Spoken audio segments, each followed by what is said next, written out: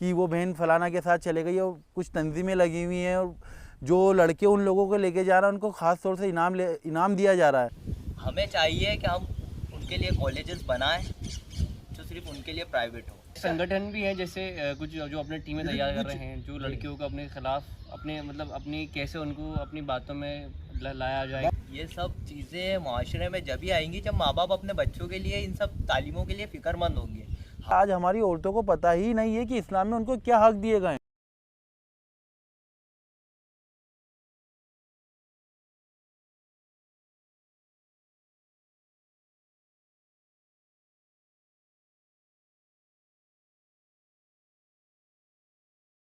औज़ुबिल्लाहि मिनश्शैतानिर्रजीम बिस्मिल्लाहिर्रहमानिर्रहीम। मुस्लिम youth of India के YouTube channel के अंदर आपका खुशामदीद है। हम वीडियोस बनाने का हमारा मकसद ये है कि हिंदुस्तान के अंदर जगह जगह से ये ख़बरें देखने को मिल रही है कि जो हमारी बहनें हैं वो गैर मुस्लिमों के साथ जा रही हैं, तो उनको किस तरीके से रोका जाए, उनको किस तरीके से रोका जाए। तो आज की वीडियो का हमारा यही टॉपिक है। तो हम लोग कुछ डिस्कस करना चाह रहे हैं। ये हमारे जैद भाई हैं, ये हमारे असद भाई हैं। तो बात चालू करते हैं। तो जैद भाई, मैं आपसे सोशल मीडिया के ताल्लुक़ से पूछना चाहूँगा कुछ कि आपने क्या देखा और इससे बचने का क्या तरीका है सोशल मीडिया के ताल्लुक़ से। इसके अंदर क्या खबरें उड़ रही हैं, जैसे कि आप सबको बताइए किस टाइप की खबरें उड़ रही हैं जगह जगह कि वो बहन फलाना के साथ चले गई और कुछ तंजीमें लगी हुई हैं और जो लड़के उन लोगों को लेके जा रहा है उनको ख़ास तौर से इनाम दिया जा रहा है। तो इसके पीछे कौन ज़िम्मेदार है? क्या हमारा इसके पीछे एजुकेशन ज़िम्मेदार है या हमारे घर वाले ज़िम्मेदार है? इसके ऊपर आज हम डिस्कस करेंगे। तो आपसे उम्मीद है आप वीडियो के आखिर तक के बने रहें। फर्स्ट ऑफ ऑल हमें इस चीज़ की जड़ तक जाना पड़ेगा। ये चीज़ चालू कहाँ से हो रही है? देखा जाए उमूमन हमारे वहाँ सभी यही जानते हैं कि स्कूल, कॉलेज और इन सब चीज़ों से इसका आगाज़ होता है। देखना ये भी होगा कि क्या एज है हमारी बच्चियों की, हमारे बच्चों की जो इन सब ट्रैप में वो उलझते हैं, किस एज से वो स्टार्ट होता है। इसकी शुरुआत कहाँ से होती है? इसकी शुरुआत कहाँ से होती है?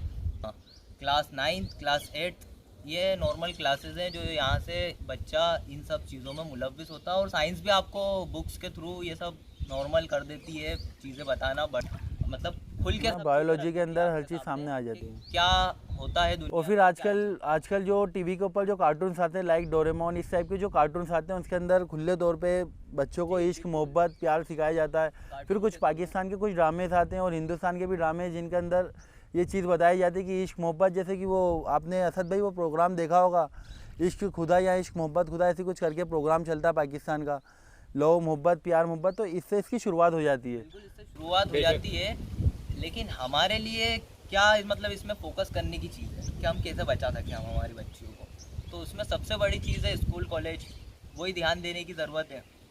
लेकिन स्कूल कॉलेज में हम अब ये तो कर नहीं सकते हम हमारी बच्ची को ला इल्म बना दें, बिना इल्म का रख लें, पहुँचाना ही बंद कर दें स्कूल कॉलेज। तो इससे बेहतर है हमें चाहिए कि हम उनके लिए कॉलेजेस बनाएं जो सिर्फ उनके लिए प्राइवेट हो, या फिर हमें उन्हें ऐसी हिदायत देना पड़ेगी या इन सब चीज़ों से वाकिफ़ कराना पड़ेगा उन्हें कि असल में चल क्या रहा है, आपके खिलाफ क्या चल रहा है, क्या आपको कहाँ इससे हिफाजत करना है अपने आप की, ये सब हमें। अच्छा जैद भाई, इसके अंदर ऐसा भी तो होता है कि ना बहुत सी बहनें वाकिफ़ होती हैं, या जैसे सोशल मीडिया को सभी पे पता है कि अभी है ना कुछ लव ट्रैप चल रहा है जिसके अंदर मुस्लिम लड़कियों को गैर मुस्लिम लड़कों के पास भेजा जा रहा है। उसके बाद भी जो लड़कियां मुसलमान लड़कियां उनसे अट्रैक्ट रहेंगी, जो कनेक्टेड रहेंगी, प्यार मोहब्बत के जाल में फंस चुकी है, उसके बाद भी वो समझ कर रही हैं। तो उसके लिए हमारे को क्या हल करना पड़ेगा कि हमारी बहनों उस तक के नहीं जा पाए? उसका हमारे पास सबसे बेहतरीन ज़रिया ये है कि हम हमारे बच्चों की फ़िक्र करें। सबसे बड़ी हमारी है ना नाकामी इसमें यह है कि एक बाप अपनी बच्ची को, वो 10 साल की हो गई, 12 साल की हो गई, 18 साल की हो गई, वो बच्ची ही समझता है। हत्ता कि उसकी शादी हो जाएगी, उसके बच्ची की बच्चे हो जाएंगे, वो बाप अपनी बच्ची को बड़ा समझेगा ही नहीं। वो बच्चे की नज़र से ही देखता है, तो उसको कभी उसकी बच्ची में वो दिखता ही नहीं कि ये अब क्या कर सकती है, ये क्या कदम उठा सकती है। छोटी बहुत गलती हुई तो बाप बोल देता बच्ची तो है। बिल्कुल यही होता है हमारे वहाँ बच्ची को कभी बड़ा माने ही नहीं जाता। ऐसे में जो गैर लोग होते हैं वो नाजायज फ़ायदा उठा लेते हैं। जी बिल्कुल, लेकिन दूसरा जो दुश्मन है आपका वो तो समझ रहा है, तो मौका तलाश कर रहा है भाई, बिल्कुल मौका तलाश कर रहा है। फिर इसके अंदर ये भी है ना कि एक तो औरत को अल्लाह ताला ने बनाया, बड़े नाजुक मिजाज बनाया है, वो किसी की बात में इमोशन फट से हो जाती है। फट से इमोशन हो जाते हैं, जैसे लड़के उनको फट से धमकी देना, अगर तुम मेरे से प्यार में नहीं है तो मैं अपनी जान दे दूंगा।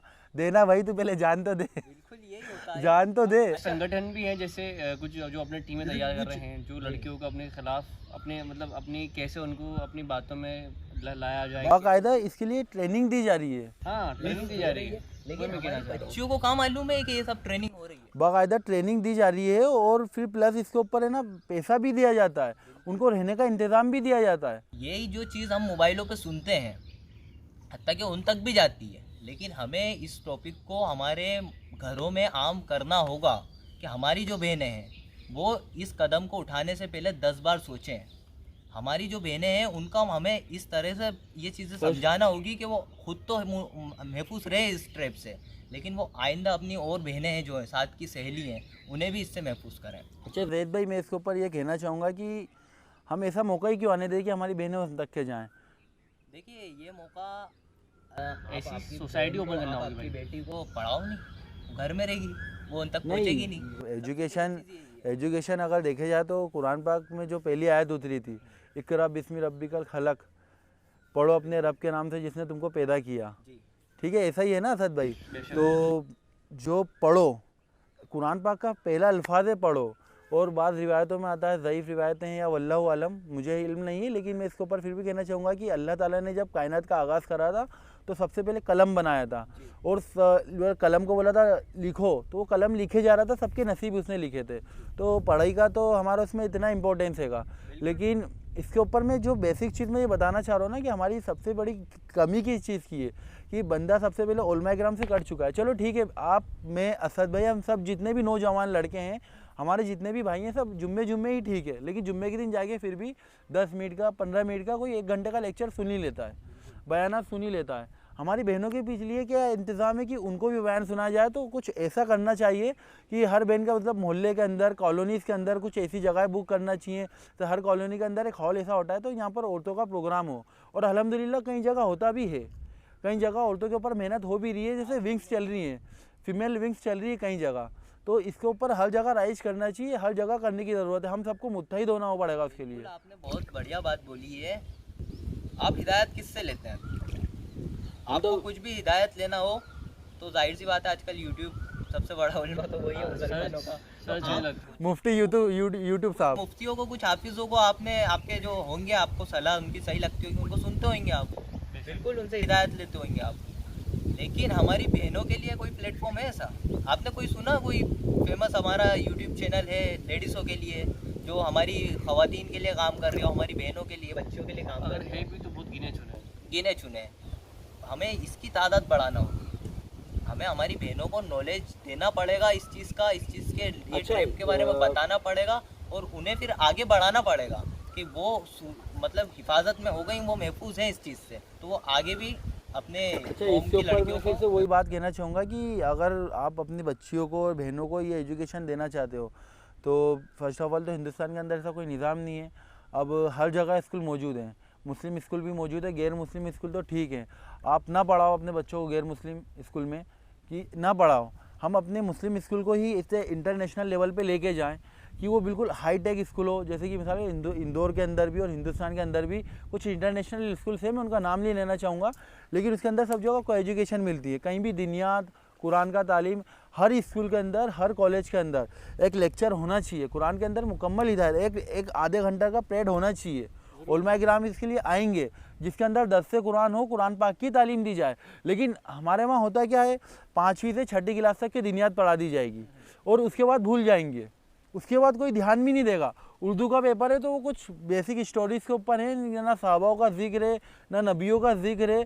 अब जैसे किसी मुसलमान से पूछा जाए कि कलमे का मतलब क्या है, ला इलाहा इल्लल्लाह मुहम्मदुर रसूलुल्लाह, अब इसका तर्जुमा किसी से पूछा जाएगा तो वो तर्जुमा तो बता देगा, लेकिन इसकी तशरीह नहीं बता पाएगा, इसको एक्सप्लेन नहीं कर पाएगा।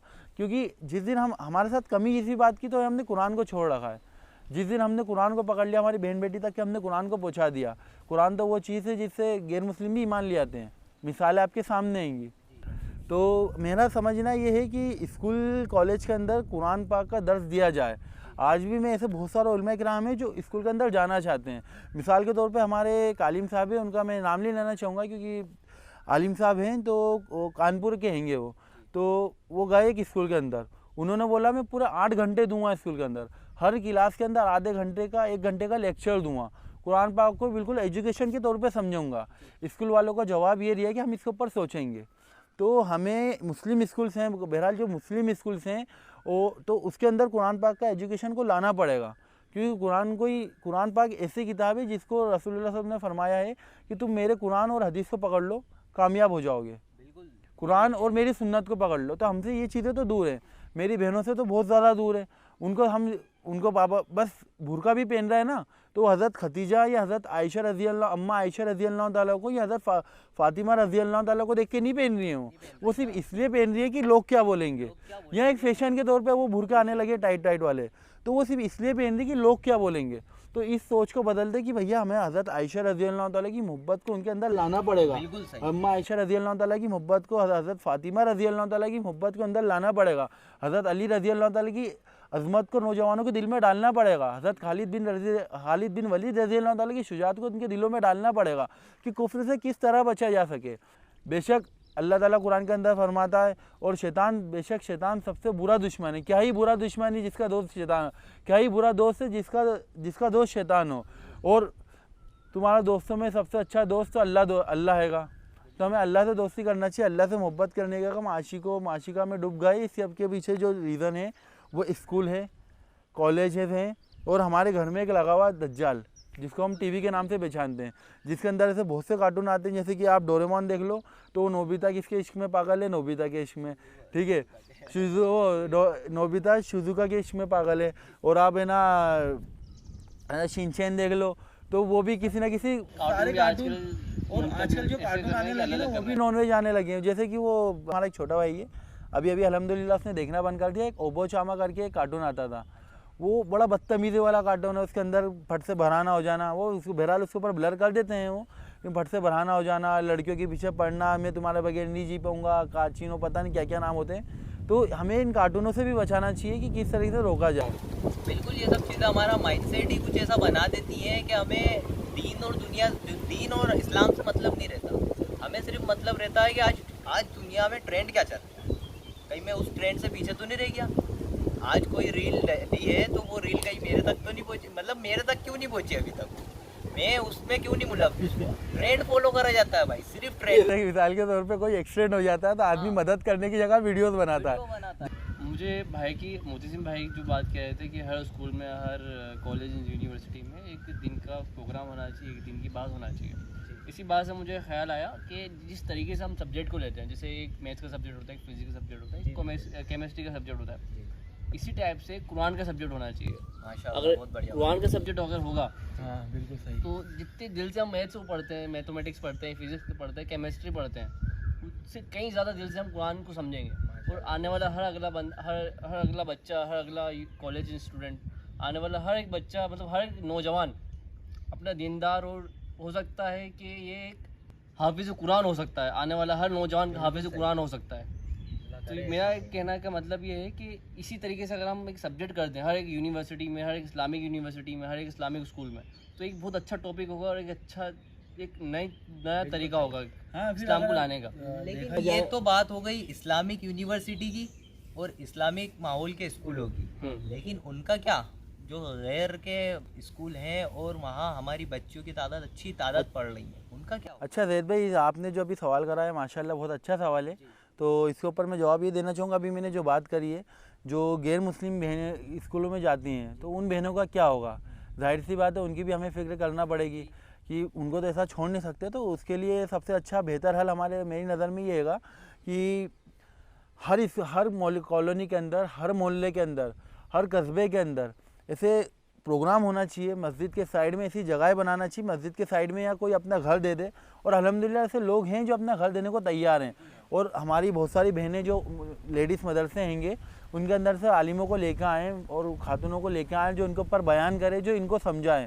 क्योंकि मैं और आप तो मस्जिद में जाके सीख लेते हैं, थोड़ा बहुत कच्चा का नॉलेज आ ही जाता है। और आपस में वो जैसे कि कुछ जमातें चलती हैं जो लोग रोड पे चलती हैं और वो दावत का काम कर ही देती हैं। और ऐसी बहुत सारी जमातें हैं और बहुत सारी फील्ड चल रही है, विंग्स चल रही है और बहुत सारे ग्रुप चल रहे हैं जो करना है। लेकिन हमारी बहनों के लिए, मेहनत के लिए हर कॉलोनी के अंदर, हर मोहल्ले के अंदर, हर कॉलोनी के अंदर, हर कस्बे के अंदर, हर शहर के अंदर, हत्ता कि पूरे देश के अंदर ऐसी जमात बनना चाहिए जो लेडीज़ों के जाके स्पेशली बयान करे। अगर नहीं जमात बनाना चाहते तो पर्सनली अल्हम्दुलिल्लाह ऐसी बहनें बहुत सारी मिल जाएंगी जो इसके ऊपर बयान करना चाहती हैं, लेकिन उनको मौका नहीं मिल पाता है। अब बहुत सारी बहनें, कितनी औरतें आलिमा निकलती हैं, लेकिन आखिर में होता क्या, उनकी किसी आलिम से या किसी एक नॉर्मल आदमी से उनकी शादी होती है और वो घर गृहस्थी में लग जाती है, उनका इल्म कहाँ जाता है। तो उनके इल्म के लिए हमें पहल करना पड़ेगी, वो खुद नहीं आएंगे, हमें उनको पहल करना पड़ेगी, क्योंकि हीरे को खुद हीरा बाहर नहीं आता है, हीरे को तराशना पड़ता है। आप खोदोगे जब तक कि हीरा मिलेगा ही नहीं, हीरे को तराशना पड़ता है, आप तराशोगे जब भी हीरा मिलेगा। बिल्कुल, आपकी बात से मुझे एक बात याद आई, हीरे को तराशना पड़ता है, हीरा खोजना पड़ता है। एक अभी हमारे रिसेंट में केस हुआ है हमारे इंडिया में ही, हिजाब मामला। उसमें एक लड़की, आप भी पहचानते होंगे, मुस्कान, खूब वायरल हुई। उसने काफिरों के बीच में नारा लगाया था अल्लाह अकबर का, क्या उसको शोहरत मिली, अल्लाह ने क्या इज्जत दी उसको। तो मैं ये कहना चाहता हूँ, वायरल वो भी हुई है, वो भी हमारी बहनों तक भी पहुँची और सबके साथ सबने देखा उसको। तो हमारी बहनें इन जैसी क्यों नहीं बनना चाह रही, मेरा कहने का मतलब ये है। कि भाई ये जो बात है ना, ये शुरू से है। ये अगर आप शुरू से लेके, जैसे मैंने आपको बताया कि कुरान अगर शुरू से सब्जेक्ट बना दिया जाए या दीन अगर शुरू से अगर बताया जाए तो आएगा, सबसे शुरू में से ही बिल्कुल, आएगा। हमें उसे एनालाइज करना पड़ेगा। अच्छा, उसकी तरबियत क्या थी और हमारी बेटियों की तरबियत क्या कोई है, एजुकेशन, कि उसने जब उसके सामने वो ट्रैप आया तो उसने क्या कदम उठाया। उस ट्रैप पे सही बात जी है, बिल्कुल, तो हमें उससे सीखना चाहिए इन लेसनों से। लेकिन अच्छा, हमारे तो मैं ये नहीं कह रहा कि बुरके के अंदर ही पूरा इस्लाम है, क्योंकि इनमें बहुत सारे लोग, ये हमारे व्यूअर्स बोलने लगेंगे कि यार ये फिर इसके ऊपर आ गए बुरके के ऊपर, या हमारी बहनें बहुत सारी इसे बोलने लगेंगी कि फिर बुरके के ऊपर आ गए। तो बुरके के अंदर इस्लाम नहीं है, ठीक है। और अगर आप ये कहना चाहती हो कि यार हमारा दिल तो पाक है, हम तो पाक है, हम बुरका पहने या नहीं पहने, हमारी नीयत तो साफ़ है ना, तो आपकी नीयत हज़रत खदीजा रज़ी अल्लाह ताला, हज़रत आयशा रज़ी अल्लाह ताला से ज़्यादा पाक नहीं है। क्योंकि जब हिजाब का हुक्म आया था, मुझे वो सहाबिया का नाम याद नहीं आ रहा है, लेकिन फिर भी मैं आपको वाक़या बता देता हूँ। तो वो सहाबिया का नाम आ रहा है कि वो अपने बच्चे के साथ मार्केट गई थी शॉपिंग करने, और शॉपिंग कर रहे थे, और इतनी देर में कुरान पाक की आयत आ गई कि ये औरतों घर से निकलो तो अपने ऊपर चादर डाल के निकला करो।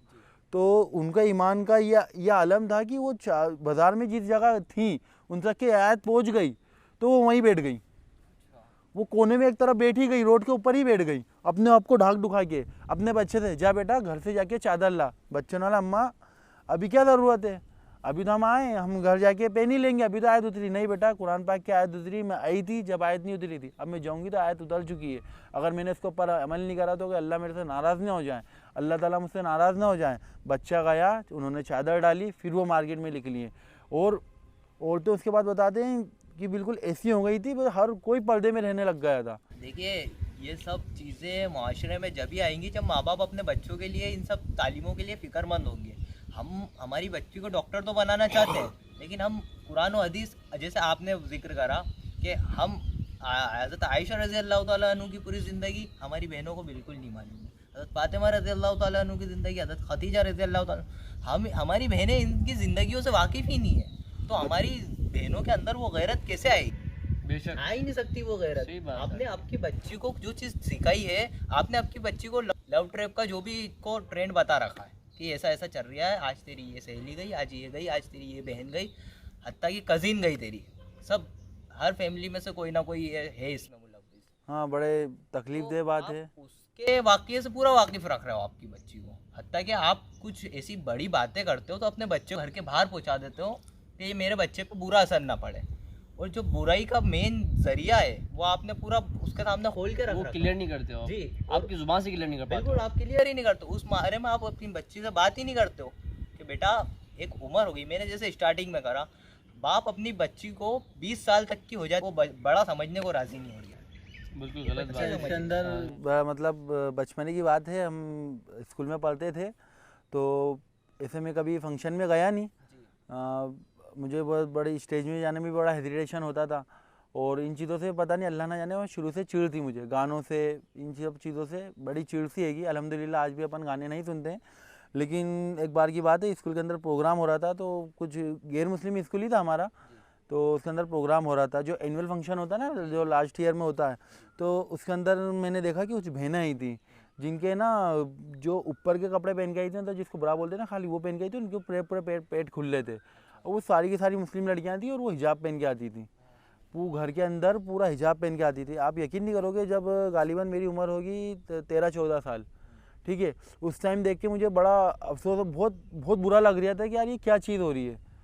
तो उस टाइम पे इसके पीछे ये वजह ये है कि बच्चे को जब से प्रोग्राम होता है, आपने अभी जो बोला, बाप अपनी बच्ची को बच्चा ही समझता है। तो अगर आपको इन चीज़ें से, बेहाई से बचाना है, तो आपकी जब बच्ची छोटी सी है, जब ही से आपको उसको जीन्स से, टी शर्ट से, इन चीज़ों से, बेहाई वाले कपड़ों से बचाना चाहिए। क्योंकि जो बचपने से जो रिवाज चलता आता था, वो बचपने के अंदर ही तो असल में तरबियत होती है। बचपने के अंदर ही तो असल में तरबियत शुरू होती है। आप बचपने में उसको जीन्स और टी शर्ट पहना देंगे तो बड़ों के तो उसकी वही आदत होगी। फिर आप उसको शलवार कुर्ता या ट्राउज़र पहनाना चाहोगे तो वो बोलेगी यार ये कितने बुरे कपड़े लग रहे हैं, फिर वो सिर्फ दबाव में आके पहनेगी। वो सिर्फ दबाव में। मेरी मम्मी एक स्टोरी बता रही थी, एक वाक़या बता रही थी, उनके साथ जो हुआ, वो किसी डॉक्टर के पास गई और वहाँ पर एक अच्छी हिजाब वाली फीमेल डॉक्टर के पास ही गई थी। तो एक लड़की आई, बड़ी हिजाब पहन के, पूरा हाथ वाथ सब, ग्लव सब ढके थे, बुरके में आई वो, और अंदर जाती है डॉक्टरनी के पास। जो डॉक्टरनी थी ना अंदर, वो उसकी फ्रेंड थी। वो जाती है और बाहर जब आती है तो जीन्स और टी शर्ट के अंदर बाहर आती है, उसको बुरका पूरा उतार देती है। तो वहाँ पर जो गैर मुस्लिम बैठे थे ना, तो वो लोग बोल रहे थे कि ये कैसा ये दिखावे वाला बुरका पहनते हैं, ये कैसा, ये क्या, ये अपने माँ बाप को धोखा देने वाले काम करना है। ये अपने माँ बाप को नहीं धोखा दे रहा है, असल में उनके माँ बाप ने उनको धोखा दिया है। बहरहाल अल्लाह ताला तो धोखा नहीं दे सकता, अल्लाह ताला को तो कोई धोखा नहीं दे सकता, लेकिन इनके माँ बाप ने उनको धोखा दिया। उनके माँ बाप ने उनको बचपने से इस चीज़ के अंदर लगा दिया है कि वो इसके अंदर मुलविस हों। जैसे कोई बच्ची, अरे बच्ची तो है, जीन्स की पैंट पहन लेगी तो क्या, छोटी सी तो बच्ची है, अगर उसको पहना देंगे। आप छोटी छोटी बच्ची, हाँ ठीक है, उनके ऊपर हमारी शहवत की निगाह नहीं जाती है, लेकिन ऐसे बहुत सारे केस आते हैं जिसके अंदर 6-6 महीने की बच्चों के साथ गलत काम हो जाता है। बेशक गलत काम हुए हैं। लेकिन अगर हम बचपने से ही बच्चों को हया वाला लिबास पहनाएंगे और बचपने से ही बच्चों को तरकीब देंगे, दीन की तरफ लेके आएंगे, तो इंशाल्लाह इसका रिजल्ट बुरे नहीं आएंगे। भाई मेरा तो मानना ये है, बचपन से ही धोखा बना दिया जाए। हाँ, बच्ची को बच्चा ना समझा जाए, बच्ची को बच्चा ना समझा जाए। वो बड़ी भी होती है तो हमारे लिए बेहतर है बच्ची को बच्चा ना समझा जाए, उनको दीन की तालीम दी जाए। मेरा तो सबसे बड़ा मोटिव ये है कि जब तक कि हम दीन से दूर रखेंगे, जब तक कि किसी भी बुराई से नहीं बच सकते। और अभी भी अगर हम सोचें कि यार अब तो बहुत मुश्किल है, जैसे कि अब तो बिगाड़ हो चुका, अब तो बहुत मुश्किल है, तो मुझे मक्का का दौर याद आता है। साथ उमर फारूक रज़ी अल्लाह तआला को देख लीजिए, जिनके बारे में रसूलुल्लाह सल्लल्लाहु अलैहि वसल्लम फरमाते मेरे बाद कोई नबी होता तो वो उमर होता। आपको देखो कैसे तलवार लेके जा रहे थे, नाउज़ुबिल्लाह रसूलुल्लाह सल्लल्लाहु को कत्ल करने की नीयत से, लेकिन अल्लाह ताला ने उनको हिदायत दी कि नहीं, तो जब जागो जब सवेरा है। ये मतलब ये अब तो हम गुनाह में मुलविस हो चुके। ऐसा हमारा एक लड़का है, तो उससे मैंने बोला कि आओ भाई नमाज, हम नमाज की तरफ लेके आए उसको, तो उस बंदे ने पता है जवाब क्या दिया था, अब तो यार बहुत सारे गुनाह हो गए, अल्लाह माफ़ी नहीं करेगा। तो ये शैतान का धोखा होता है। मायूसी बेशक हराम है इस्लाम में, लेकिन मायूस करता कौन है हमें? हम जैसे आप देखना, महफिलों में कभी 4 लोग जब बैठेंगे तो वो क्या बोलेंगे, भाई अब तो कुछ नहीं हो सकता। तो भाई पहले आप कोशिश तो करो, कोशिश करी आपने, आपको कोई हक नहीं है बोलने का कि कुछ नहीं हो सकता, जब तक आपने कोई कोशिश नहीं की। एक कदम क्यों ना उठाया हो? कदम नहीं उठाया हो। अच्छा, इसमें एक सोशल मीडिया का भी बहुत बड़ा रोल प्ले है इस मामले में, तो इसके मुतालिक क्या बोलना चाहिए? सोशल मीडिया में भी इस तरह से गलत वीडियो, ख़राब वीडियो जैसे आम हो चुकी हैं, उसी तरीके से हमें दूसरी जो वीडियो, जो बयानात हैं, जो मौलानाओं के बयानात हैं, जो आलिमा के बयानात हैं, वो भी आम करने होंगे।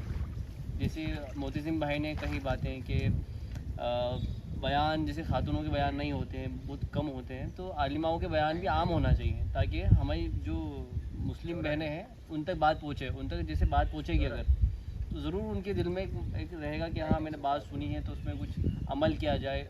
2 बात अगर सुनेंगे तो एक बात पे भी वो अमल करेंगे, 10 बात सुनेंगे तो एक बात 2 बात पे अमल करेंगे। तो जैसे अमल करना शुरू करने लगेंगे, धीरे धीरे उनकी बात, उनका तवज्जो इस्लाम की तरफ, ईमान की तरफ बढ़ेगा। मेरा ये बात कहना है। बेशक असद भाई आपने बिल्कुल सही बात बोली। तो हमें कोशिश करना पड़ेगी, ये मोहल्ले के हर शख्स के ऊपर, हर नागरिक के ऊपर, हर बंदे के ऊपर, उम्मत मोहम्मद रसूलुल्लाह सल्लल्लाहु अलैहि वसल्लम के हर फ़र्द के ऊपर ये फ़र्ज़ बनता है। मोहल्ले की जो मस्जिद की कमेटी है, उनके हाथ में उलमा किराम का जोर है, वो लोगों के ऊपर हर किसी का फ़र्ज़ बनता है कि अपने मोहल्ले के अंदर एक निज़ाम चालू करे जिसके अंदर औरतों को बुलाया जाए, घर के अंदर प्रोग्राम होया जाए। चलो ठीक है, आपके पास नहीं कहीं लेडीज़ खातून का इंतज़ाम हो जा रहा है, तो एक पर्दे का एहतमाम किया जाए, उसके पीछे मौलाना साहब को बिठाया जाए और वो औरतों को उनकी अज़मत का बयान करा जाए। आज हमारी औरतों को पता ही नहीं है कि इस्लाम में उनको क्या हक दिए गए हैं। हर कोई किसी दूसरे का मुँह देख रहा है। आज दुआ सब कर रहा है कि फिर से उमर का दौर आए, फिर से उमर आए, लेकिन साथ में ये भी दिल में उमान है कि मेरा बेटा नहीं बने वो, कहीं मेरा बेटा इस रास्ते में नहीं चले यार। उम्र तो पैदा हो लेकिन पड़ोसी के पड़ोसी के वहाँ पड़ोसी के वहाँ पैदा यही हो। चल रहा है, उमर पैदा हो लेकिन पड़ोसी के वहाँ इम्तिहान हो मुस्लिम उम्मत के, लेकिन मेरे से नहीं, पड़ोसी से, यहाँ फला से। खुद इस चीज़ के लिए तैयार नहीं है। देखिए हर चीज़ के लिए कुर्बानी लगती है, जिस हद तक आपसे मदद हो सकती है, जिस हद तक आपसे किसी भी की रहनुमाई हो सकती है, जाहिर सी बात है कोई इंसान के लिए कोई बेहतर होता है। मेरे को फला की बात ज़्यादा अच्छी लगती फला के मुकाबले में, तो मैं उससे ज़्यादा राय लेता हूँ, मैं उसकी बात सुनता हूँ। तो आपको जो सुनता है आप उसको बेहतर बनाने की कोशिश करें।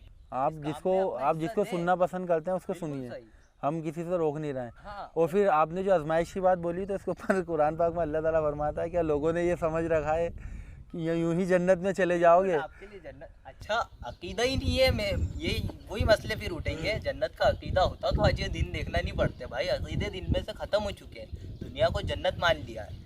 आज मेरे पास आईफोन आ जाए, आज मेरे पास लग्जरी कार आ जाए, ये सब हमारे टारगेट हो गए। हमारे हदफ क्या थे और क्या हो गए सोचे ना आप। दुनिया ही को जन्नत समझने लग फिर गया। हमारी बेटी कोई फरिश्ते तो है नहीं, हमारी बेटी है, वो क्यों नहीं भटकेंगी। अरे उनके उनके पीछे- भाई जब बाहर 4-4 गर्लफ्रेंड रख के घूम रहा है तो वो किसी घर के साथ नहीं जाएंगी क्या? सोचिए आप। ये जो बहनें जा रही है ना उसके पीछे मैं और आप जिम्मेदार हैं और हमारे भाई जिम्मेदार हैं। बिल्कुल हमने कभी कोशिश ही नहीं करी, कोशिश ही नहीं करी हमने, उन तक अपने के आप दिन को बचाए। कभी चेंज नहीं करने का सोचा और हम उन पर उंगली उठा रहे हैं। क्योंकि एक आलिम पैदा होने में हम मुआशरे को सुधारने की बात करते हैं। तो मैं फलाना के पास गया, हमने वीडियोस बनानी, सब कुछ कर लिया, लेकिन हम कभी भी दीन की तालीम औरतों तक के नहीं पहुँचाते हैं। क्योंकि अब्दुल कादिर जिलानी रहमतुल्लाह अलैह जैसे शख्स को पैदा करने के पीछे उनकी माँ का हाथ था।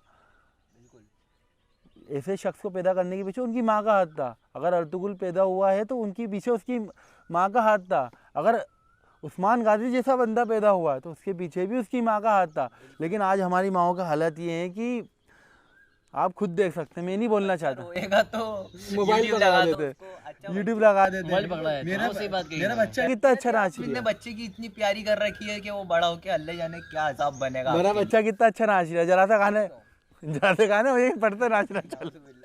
बनेगा। निकाह को भी बहुत जैसे बहुत मुश्किल बना दिया है। निकाह मुश्किल है, जबकि बहुत आसान काम है, बहुत अच्छा काम है निकाह करना। ये असद भाई ने जो टॉपिक उठाया है ना, अल्हम्दुलिल्लाह बहुत सही टॉपिक उठाया है। हमने निकाह को इतना मुश्किल बना दिया है कि बहुत सी बहनों की तो आज 28, 28, 29 तो बहुत ठीक है, 35, 45 साल की उम्र हो गई है, उनके माँ बाप उनका निकाह ही नहीं करा पा रहे हैं। फिर बहरहाल उनका मसला ये निकलता है कि फिर वो बेहाई फहाशी की तरफ जाती हैं, या तो फिर वो गैर मुस्लिम के चंगुल में आके फंस जाती हैं। हमारी बहनों को किस तरीके से इस चंगुल से किस तरीके से बचाया जाए, ये एक बहुत बड़ी हमारे ऊपर जो आजमाइश है, इसे हमें किस तरीके से बचाया जाए। तो मैं इसके ऊपर सवाल है कि हमें इससे बचने का रास्ता क्या आएगा आपकी नज़र में? हमारे मुआशरे में इस चीज़ को इतना आम कर दिया गया है कि मतलब हमें शर्म तक नहीं आती है। हम किसी का सुनते हैं ना हमारे मोहल्ले में, हमारे रिश्तेदार में, हमारे अहलो अहल में, क्या यार फला की बेटी गैर मुस्लिम के साथ जा चुकी है, हमारी गैरत जागती ही नहीं बिल्कुल। हमें शर्म नाम की कोई चीज़ नहीं आती। इसमें यह तक पाया गया है कि लड़के लड़कियों से ऐसी बात करते हैं कि ला इलाहा इल्लल्लाह तक तो हमें आता है कलमा, आगे का आप सिखा आप दीजिए। सिखा दो। तो अब जाहिर सी बात है कौन नहीं चाहेगा कि यार हम मतलब एक मेरी मुस्लिम वजह हो से- गया। अच्छा हाँ, ये स्टार्टिंग करने का जी ये तरीके स्टार्टिंग हैं आज उनके। उवैस भाई ने एक पोस्ट भेजा था मुझे व्हाट्सएप जी। पे सुबह सुबह, मतलब अपने ग्रुप के अंदर ही भेजा था उन्होंने। तो उसके अंदर ये लिखा था कि हमें कलमा नहीं आता, आप सिखा दो। आप सिखा दो। ये शुरुआत करने का तरीका होता है। हमें तुम्हारी अजान बहुत अच्छी लगती है, तो बहन ये वो तो बड़ी भोली सी होती हैं, हमारी बहनें बहुत भोली सी होती हैं। तो वो ये समझती हैं कि यार ये बंदा कितना अच्छा है, इस्लाम की तरफ आ रहा है, मैं इनको इस्लाम की दावत दे दूँ। भैया पहले हम खुद तो मुसलमान बन जाएं। बिल्कुल सही है। और उनको ये चीज़ बताना पड़ेगी कि आपको किसी भी चीज़ का लालच नहीं। बहनों से भी ये खास करके रिक्वेस्ट है, ये आपको किस चीज़ की कमी है आप शेयर करें। आप दोस्त के ज़रिए शेयर कर सकती हैं, आपके बड़े भाई हों, आपकी जिससे भी अच्छी बातचीत हो, पर्सनली जिससे आप आपके मैटर घर में शेयर करती हो। दोस्तों की बात नहीं कर रही हूँ, दोस्तों में भी ठीक है, लेकिन और माँ बाप को भी ये चाहिए कि जिसके साथ आपकी बच्ची उठ रही बैठ रही है उनसे ताल्लुकात बढ़ाएं, ताकि उनके दिल के जो राज वो उनसे शेयर कर रही हैं वो उनसे आप थोड़ा बहुत बातचीत जायजा रखें। ले सकें कि क्या चल क्या रही है मेरे बच्ची के बीच में। तो ये एक आम होना चाहिए। अपने औलादों को समझना चाहिए ना। हमारी जो बहनें जो अब फंस चुकी हैं, जी और अल्हम्दुलिल्लाह बहुत सी बहनें जो इस चंगुल से निकलना चाहती हैं, उनको इस बात का एहसास भी हो चुका है कि हम गलत राह पे जा रहे हैं, लेकिन वो निकल नहीं पा रही है। सामने वालों ने उनके कुछ वीडियोज़ ऐसी बना ली हैं जिससे उसको ब्लैकमेल करा जाता है। और फिर लड़की की इज्जत तो लड़की की होती है, हर आदमी जानता है।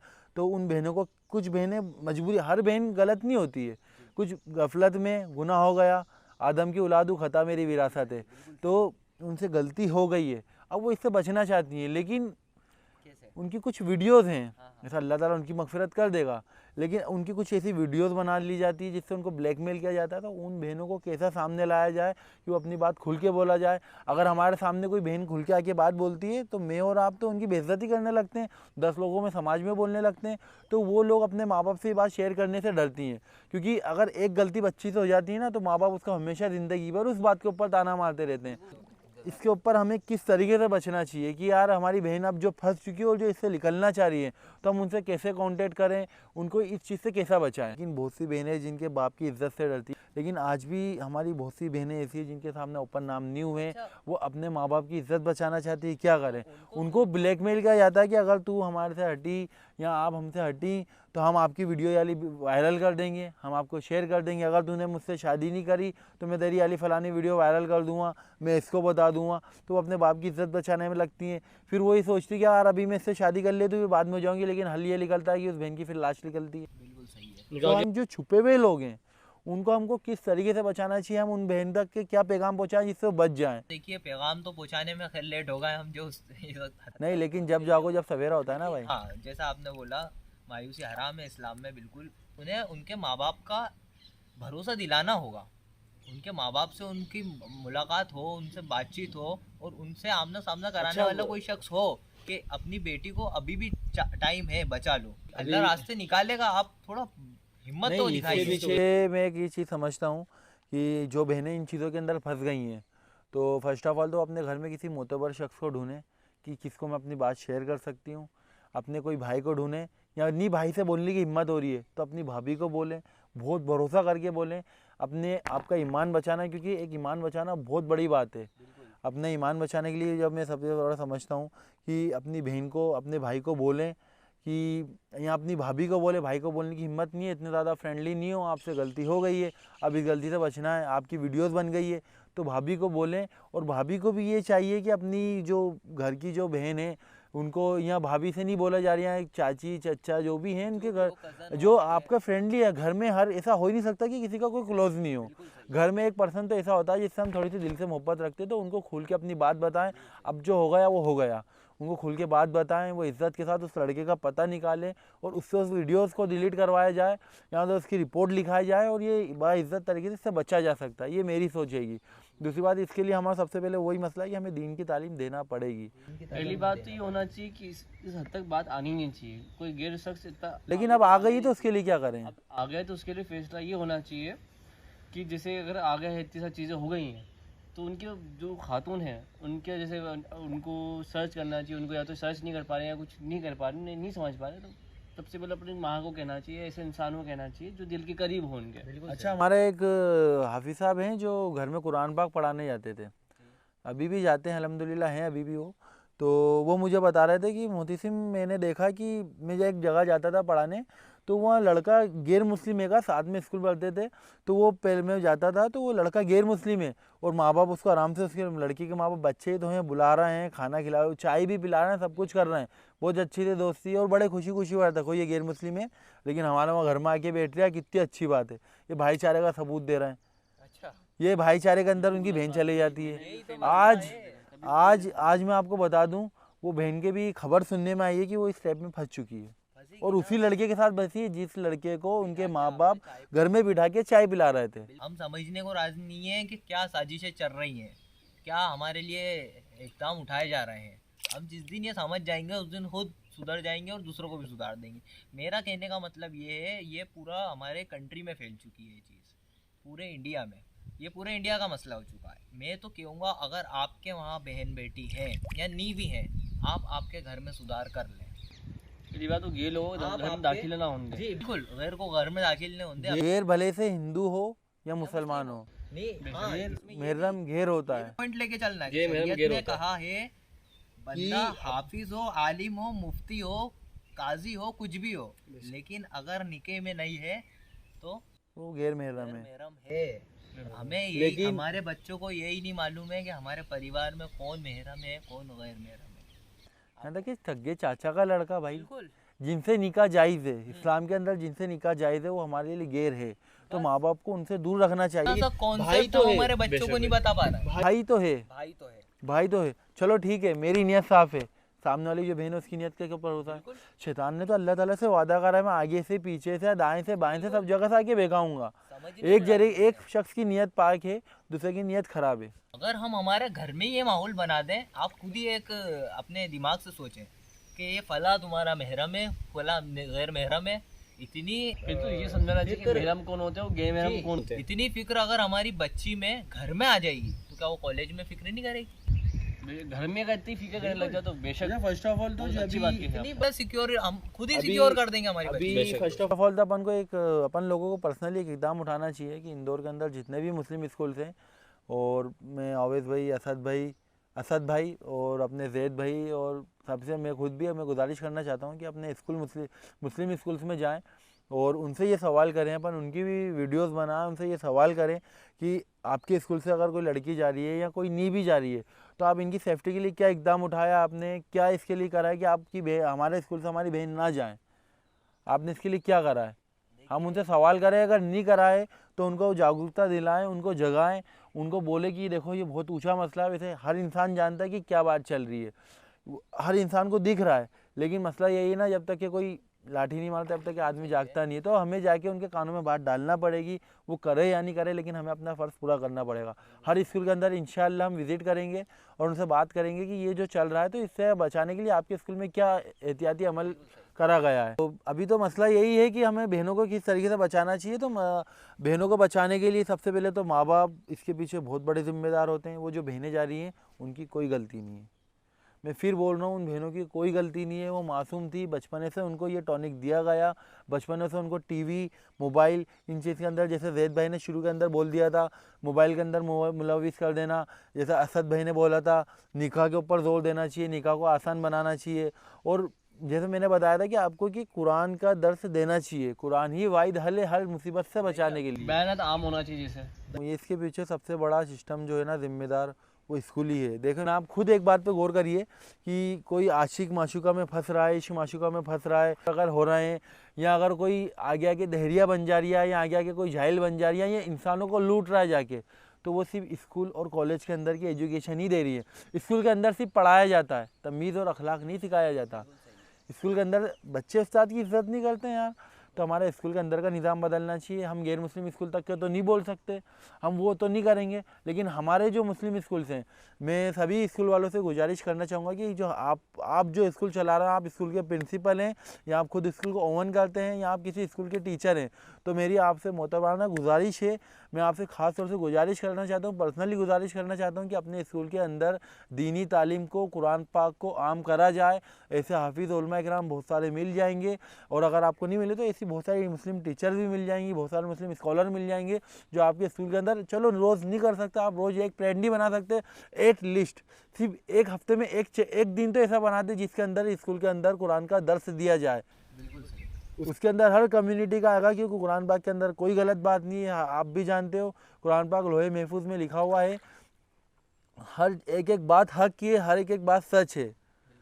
तो एक लिस्ट एक हफ्ते में नहीं, एक हफ्ते में हो जा रहा तो हफ्ते में 2 बार, हफ्ते में 2 बार नहीं, चलो 2 हफ्ते में 1 बार, लेकिन कुरान पाक का दर्स होना चाहिए ताकि हमारी बहन भी, हमारे भाई भी इस चीज़ को समझे और जागे। लेकिन बहरहाल अल्लाह ताला कहने सुनने से ज़्यादा अमल की तौफीक अता फरमाए। और जैद भाई, आप इसके ऊपर कुछ बोलना चाहेंगे? घर से इब्तिदा हो जाए तो हमारी बच्चे जब माँ बाप अगर फट से पैसे दे देते हैं निकाल के, पापा एनुअल फंक्शन चल रहा है ये ले, तो अल्हम्दुलिल्लाह कैलकुलेशन ये लिखला है कि हमें हर मोहल्ले के अंदर, हर मोहल्ले के अंदर, हर कॉलोनी के अंदर ये अमल करना चाहिए कि बच्चों को किस तरीके से बचाया जाए, अपने बच्चों पे ध्यान दें। तो हम भी अपने घर पे ध्यान दें और माँ बाप भी अपने बच्चों पे ध्यान दें ख़ास तौर से। मैं आखिरी बात कह के मेरी बात ख़त्म करूँगा, और हम हमारी ऐसी सर्च कर रहे हैं लेडीज़ स्कॉलर्स को, क्योंकि एक लेडीज़ दूसरी लेडीज़ को हम अच्छे से समझ सकती है और एक्सप्लेन कर सकती है। मोहल्ले वाले और कॉलोनी वाले और शहर के ज़िम्मेदार लोगों से गुजारिश करते हैं कि अपने अपने मोहल्ले में, अपने अपने शहर के अंदर ये निज़ाम को चलाया जाए कि हर मस्जिद के अंदर या मस्जिद के अंदर नहीं जगह है तो किसी के घर के अंदर ये छोटे छोटे दर्स करे जाएँ, 15 मिनट का दर्स करा जाए और हर लेडीज़ को, हर बच्ची को उसके अंदर शामिल किया जाए ताकि उनको ईमान की अहमियत पता चले। जब तक कि इल्म की अहमियत नहीं होती बंदा उसके ऊपर अमल नहीं करता है। जिस दिन किसी चीज़ की अहमियत पता चलती है ना, उसी वक्त उसकी अहमियत उसी के ऊपर अमल होता है। हमें अहमियत ही नहीं पता है किसी चीज़ की, हमें पैसों की अहमियत नहीं पता चलेगी अब तक कि हम कहाँ कमाने जाएंगे। आज हर शख्स को पता है कि पैसा कितना कीमती है, तो हर शख्स कमाने में लगा हुआ है। वैसे बाप को भी फुर्सत नहीं है, भैया वो पापा दुबई चले गए, मम्मी घर पे, तो मम्मी खुद हीरोइन बन के घूम ली, तो फिर बच्चे का क्या है? तो फिर बच्ची उनके साथ जो उनकी लड़की जो उनको देख रही है उसके ऊपर क्या असर पड़ेगा? माँ खुद चाह रही है भैया वो मेकअप पोत लेती है, महंगे से महंगा मेकअप मंगाएंगी, पोतेंगी, तो फिर बच्चों को क्या इफेक्ट होगा? तो बीवी को जम नहीं रहा, आपकी मम्मी ने ये बोल दिया, आपके पापा ने ये बोल दिया, मैं आपकी मम्मी के साथ, बीवी बोलती है आपकी मम्मी के साथ अब मैं नहीं रहने वाली, अब वो रह रही है अलग जाके अपना, अब अलग जाके रह रही है तो वो अपने आप को बनने संवरने में उसको कोई रोकने वाला है, उसके बड़ों की सरपरस्ती नहीं। तो इस तरीके से हमारा निज़ाम बिगड़ते जा रही है, धीरे धीरे धीरे बिगड़ते जा रही है। तो इसको इंशाल्लाह हमें सुधारने की पूरी कोशिश करना पड़ेगी। बहरहाल अल्लाह ताला हमें कहने सुनने से ज़्यादा अमल की तौफीक अता फरमाए। आमीन। मैं आपसे एक पर्सनली गुजारिश ये करना चाहूँगा कि आप इस वीडियो को ज़्यादा से ज़्यादा अपने दोस्तों में, अपने फ्रेंड्स में और ख़ास तौर से अपनी बहनों को शेयर करें। टॉपिक तो बहुत ज़्यादा है, वक्त कम है, बात तो निकले जाएगी, बातों का क्या है, जब से पैदा हुआ जब से बोल ही रहे हैं। वीडियो का इख्तिताम करते हैं इसी के साथ। जज़ाकल्लाह। अगर आपको हमारी कोई बात बुरी लगी है या हमारी बात कुछ गलत लगी है, बहरहाल हम भी इंसान है, आदम की औलाद हूँ, खता मेरी विरासत है, तो हमसे कुछ गलती हो गई बोलने में, आपको हमारी बात लगी तो आप कमेंट में बिल्कुल आप हमारी इस्लाह कर सकते हैं। किस टॉपिक के ऊपर अगली बार वीडियो बनाना चाहते हैं आप ये भी हमें बता सकते हैं। अस्सलामु अलैकुम वरहमतुल्लाहि वबरकातुहू।